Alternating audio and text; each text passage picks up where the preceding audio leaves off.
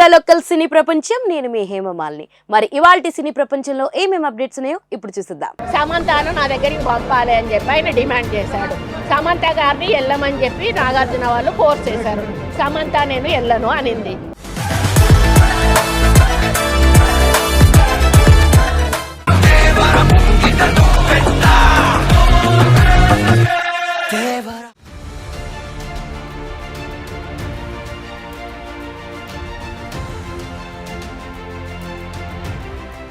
ముందుగా మొదటిది, సమంతపై గౌరవంతో ఎన్ని రోజులు సైలెంట్గా ఉన్నా సిగ్గుగా ఉందంటూ కొండ వ్యాఖ్యలపై నాగ చైతన్య స్పందన. మరి ఆ వివరాలేంటో ఇప్పుడు చూద్దాం. సమంతను నా దగ్గరికి పంపాలి అని చెప్పి ఆయన డిమాండ్ చేశాడు. సమంత గారిని వెళ్ళమని చెప్పి నాగార్జున వాళ్ళు ఫోర్స్ చేశారు. సమంత నేను వెళ్ళను అనింది. మంత్రి కొండా సురేఖ టాలీవుడ్ హీరోయిన్ సమంత, అక్కినేని ఫ్యామిలీల మీద చేసిన అనుచిత వ్యాఖ్యలు దుమారం రేకెత్తుతున్నాయి.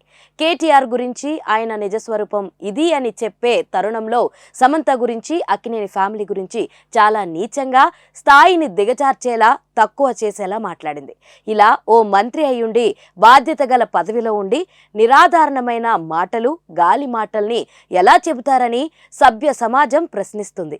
ఇక వెంటనే ఈ వ్యాఖ్యలను వెనక్కి తీసుకోవాలని కింగ్, నాగ్, సమంత ఇలా అందరూ డిమాండ్ చేశారు. కొండా సురేఖ వ్యాఖ్యలను ఎన్టీఆర్, నాని, అమల, అఖిల్, ప్రకాష్ రాజ్ ఇలా అందరూ ఖండించారు. మీ రాజకీయాల కోసం ఇలా ఓ వ్యక్తి జీవితాన్ని నాశనం చేస్తారా? ఇష్టం వచ్చినట్లుగా ఆరోపణలు చేస్తారా అని ఆగ్రహం వ్యక్తం చేశారు. ఇలానే పిచ్చి పిచ్చిగా వాగితే ఊరుకునేది లేదని, ఇకపై సైలెంట్గా ఉండమని వార్నింగ్ ఇచ్చారు. కొండా సురేఖ వ్యాఖ్యలకు స్పందిస్తూ నాగ చైతన్య ఓ సుదీర్ఘ వివరణ ఇచ్చాడు. విడాకులు అనేది ఎంతో బాధాకరమైన నిర్ణయం. అది మా దురదృష్టం. మేం ఇద్దరం ఎంతో ఆలోచించుకుని పరస్పర అంగీకారంతో విడిపోయాం. ఎంతో ప్రశాంతమైన వాతావరణంలో చర్చించుకుని నిర్ణయం తీసుకున్నాం.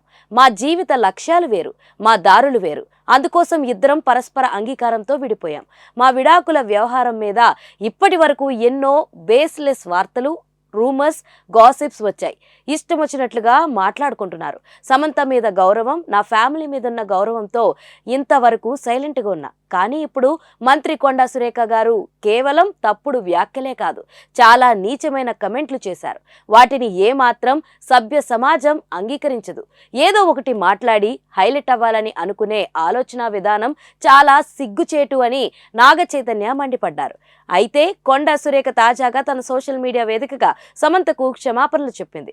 తన ఉద్దేశం సమంతను కించపరచడం కాదని, కేటీఆర్ అసలు రంగుని బయట పెట్టడమే అని, తన వ్యాఖ్యలు బాధించి ఉంటే వాటిని ఉపసంహరించుకుంటున్నా అని చెప్పింది. మన సినీ ప్రపంచంలో next update, Devara success event కు నో పర్మిషన్, ఫ్యాన్స్ కు నాగవంశీ క్షమాపణలు. మరి ఆ వివరాలేంటో ఇప్పుడు చూద్దాం.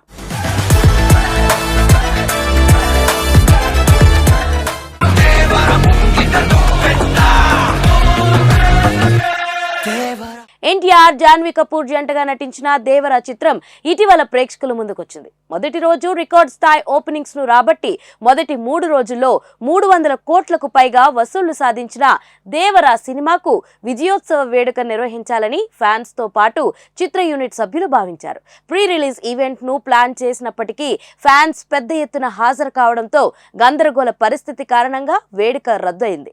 ఆ సమయంలోనే సినిమా విజయం సాధించడం ఖాయం, రిలీజ్ తర్వాత విజయోత్సవ సభను నిర్వహించుకుందామంటూ యూనిట్ సభ్యులు ఫ్యాన్స్ కి హామీ ఇచ్చారు.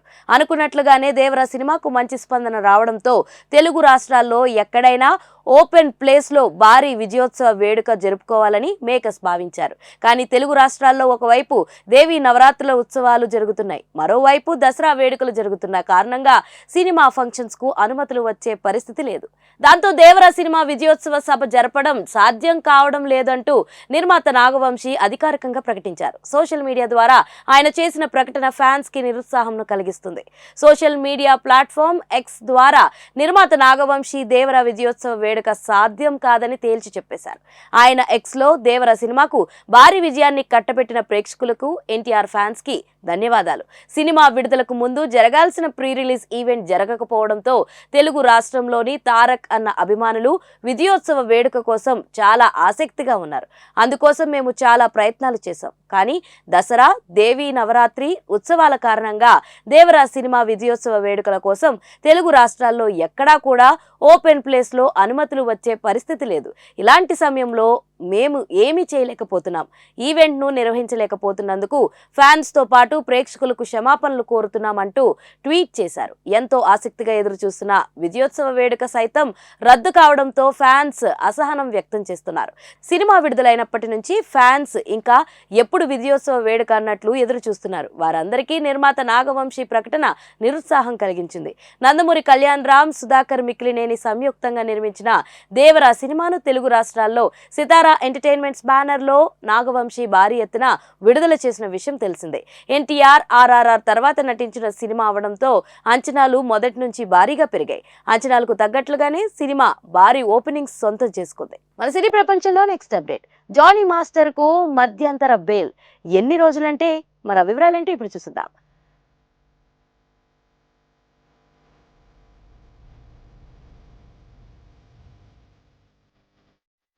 టాలీవుడ్ కు చెందిన ప్రముఖ కొరియోగ్రాఫర్ కమ్ నటుడు అయిన జానీ మాస్టర్ పై ఆయన శిష్యురాలు కొరియోగ్రాఫర్ అత్యాచార ఆరోపణలు చేయడంతో పాటు పోలీసులకు ఫిర్యాదు చేయడం జరిగింది. బాధితురాలు మైనర్ గా ఉన్న సమయంలో అత్యాచారంకు పాల్పడినట్లుగా ఫిర్యాదులు అందడంతో పోలీసులు పోక్సో కేసు నమోదు చేయడం జరిగింది. ఈ కేసు విచారణ ప్రస్తుతం కోర్టులో వేగంగా జరుగుతుంది. మరోవైపు జానీ మాస్టర్ బెయిల్ కోసం ప్రయత్నాలు చేస్తున్నారు. కేసు విచారణ కీలక దశలో ఉన్న ఈ సమయంలో బెయిల్ మంజూరు సాధ్యం కాదని న్యాయ నిపుణులు భావిస్తున్నారు. కేసు విచారణ జరుగుతున్న ఈ సమయంలోనే కోర్టు జానీ మాస్టర్ కి మధ్యంతర బెయిల్ ను ఇచ్చింది. ఇటీవల కేంద్ర ప్రభుత్వం ప్రకటించిన జాతీయ అవార్డులో ఉత్తమ కొరియోగ్రాఫర్ గా జానీ మాస్టర్ నిలిచారు. జాతీయ అవార్డును అందుకునేందుకు జానీ మాస్టర్ వెళ్లాల్సి ఉన్న కారణంగా మధ్యంతర బెయిల్ కోసం పిటిషన్ వేయడం జరిగింది. జాతీయ అవార్డును అందుకునే జానీ మాస్టర్ కు అనుమతి ఇస్తూ మధ్యంతర బెయిల్ ను మంజూరు చేయడం జరిగింది. దాంతో జానీ మాస్టర్ అక్టోబర్ 6వ తారీఖున బయటకు రాబోతున్నారు. 5 రోజుల పాటు జానీ మాస్టర్ కి బెయిల్ దక్కింది. జానీ మాస్టర్ వద్ద చాలా కాలం పాటు అసిస్టెంట్ గా ఉన్న బాధితురాలు పలుసార్లు తనపై అత్యాచారం జరిగినట్లుగా ఆరోపించింది. అంతేకాకుండా జానీ మాస్టర్ తనను పెళ్లి చేసుకోమని ఒత్తిడి చేశాడంటూ ఆమె ఆరోపించింది. మరోవైపు జానీ మాస్టర్ విచారణలో ఆమె ఆరోపణలు అబద్ధాలుగా చెప్పారట. అంతేకాకుండా జానీ మాస్టర్ భార్య రివర్స్ లో బాధితురాలపై ఆరోపణలు చేస్తూ వస్తున్నారు. మొత్తానికి ఈ వ్యవహారం గురించి చర్చ జరుగుతున్న సమయంలో జానీ మాస్టర్ కి మధ్యంతర బెయిల్ రావడంతో మరోసారి చర్చనీయాంశంగా మారింది.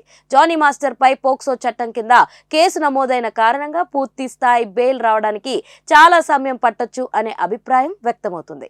సో చూసారు కదా, ఇదండి ఇవాల్టి సినీ ప్రపంచం. మరొక ఇంట్రెస్టింగ్ ఎపిసోడ్ తో మళ్ళీ కలుసుకుందాం. అప్పటి వరకు చూస్తూనే ఉండండి పూరా local. This is your Hemamalini signing off. Bye.